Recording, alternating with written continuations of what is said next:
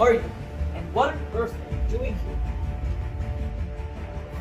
I also don't know. I think I'm lost. What is this place?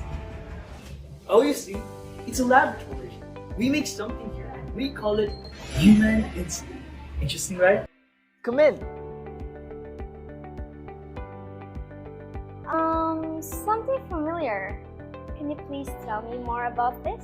Sure, I can walk you through. Insulin is a hormone made by the islet cells of the pancreas. Insulin controls the amount of sugar in the blood by moving it to the cells, where it can be used by the body for energy.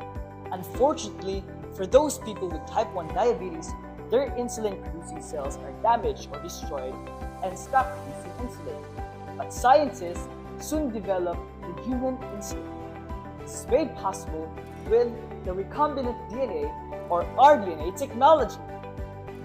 As we know, all living organisms have DNA or deoxyribonucleic acid, which carries their genetic information that serve as the basis for development, growth, and reproduction, among other important functions. With this knowledge, scientists developed a new technology called recombinant DNA technology that combines DNA molecules from 2 or more organisms in order to create a new molecule of DNA that consists of new genetic combinations. To help improve our health conditions, the use of recombinant DNA technology has contributed to the production of biopharmaceuticals and vaccines, which are both relevant and timely in today's world. But recombinant DNA technology is a process that involves several steps. First is to get the gene of interest from the donor cell or organism and then isolate it in its pure form. Once DNA is purified, restriction enzymes are used to isolate the gene of interest.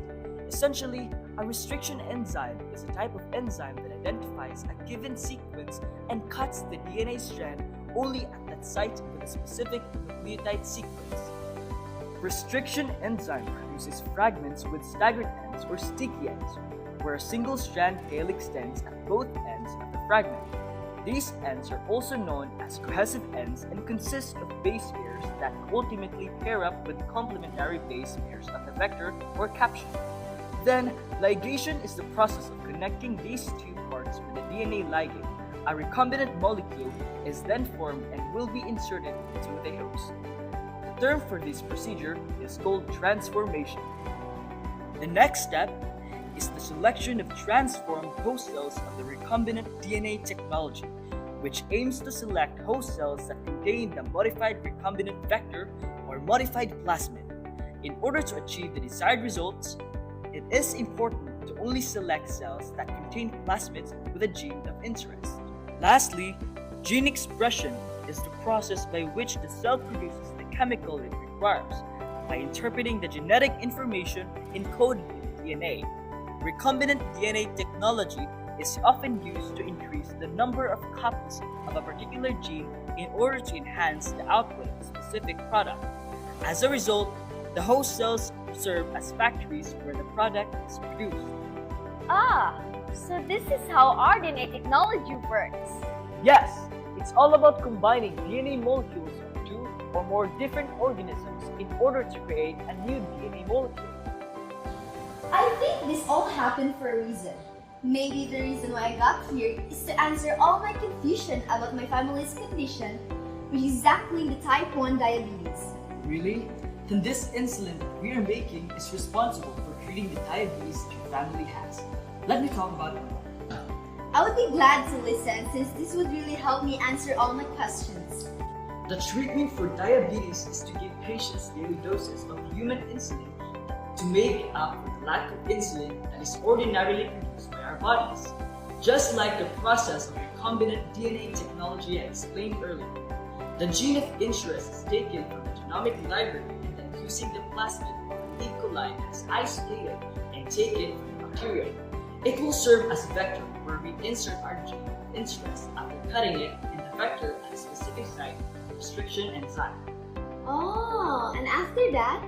And after that, using the DNA ligands, the gene of interest will be inserted to the plasmid vector. we now have the human insulin gene.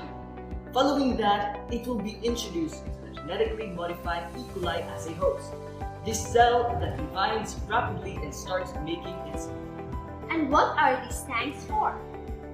That is where the genetically modified E. coli bacteria are cultivated that contain all of the nutrients required to produce a large number of cells.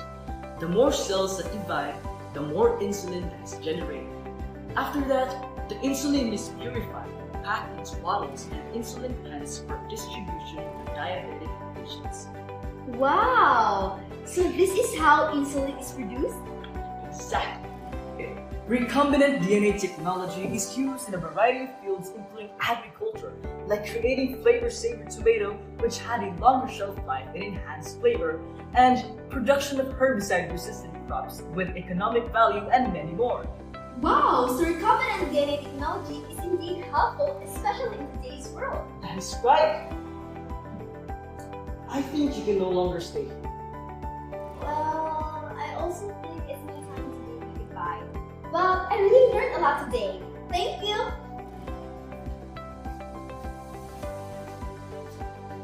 Don't get lost again! Wait, does she look her way back? Whatever.